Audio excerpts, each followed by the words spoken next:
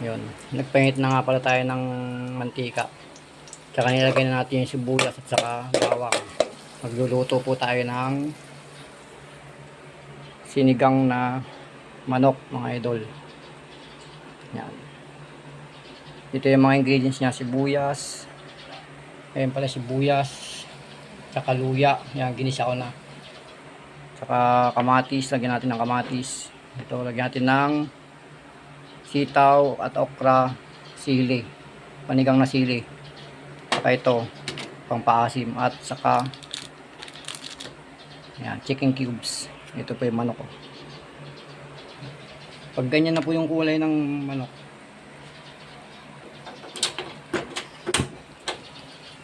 ay ng sibuyas at saka luya, lagay na natin yung manok, mga idol.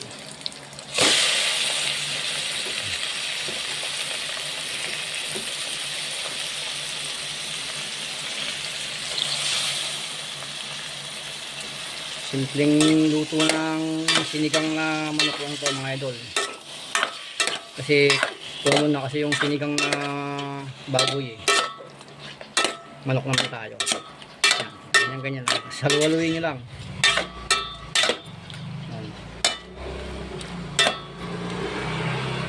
Kaya na natin medyo mag golden brown yung manok.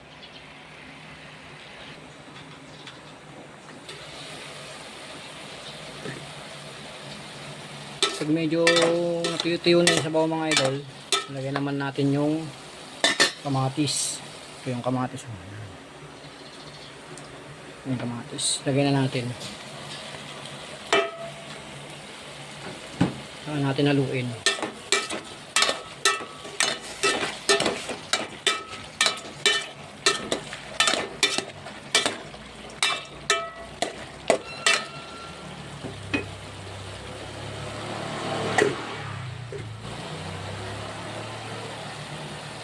Takpan natin ulit. Mahantay tayo mga 2 minutes.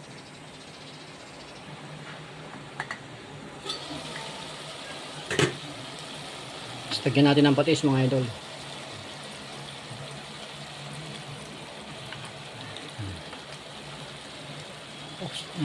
Bahala na kayo kung anong gusto nyong ilagay. Basta sa akin patis. Yung iba asin.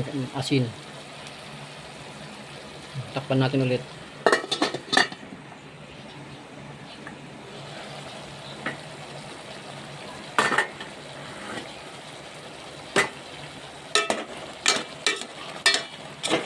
Haluin natin. Pagkatapos haluin, lagyan natin ng tubig. Bahala na kayo, mga idol, kung gaano karami yung ilalagay niyong tubig.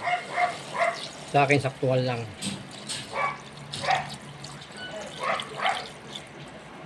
Mahigit kalating kilo nga pala yung binili kong manok, mga idol.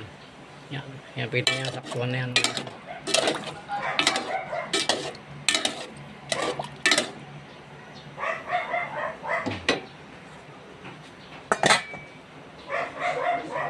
Yun yung mga ingredients niya.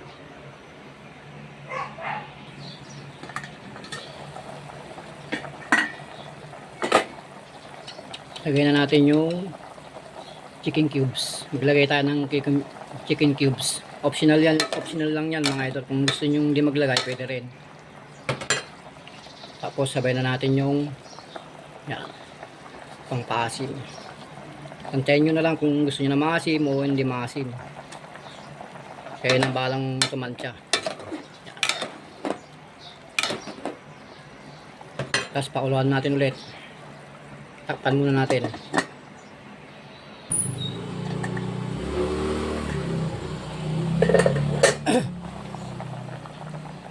Pag malambot na yung manok, ng idol, ilalagay naman natin yung mga gulay.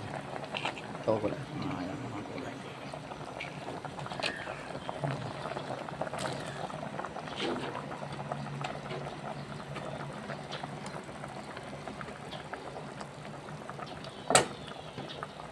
Saka natin haluin, mga idol.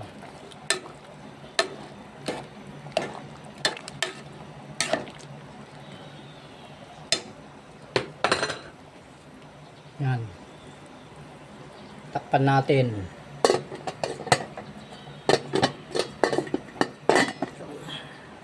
Malapit na maluto yan mga idol. Ayun.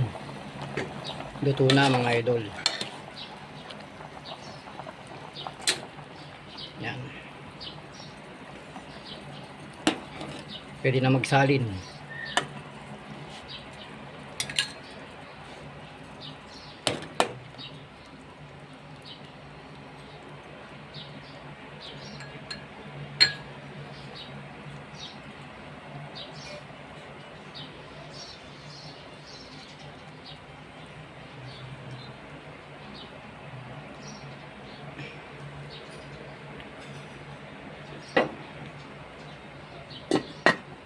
Ito na ang finished product mga idol.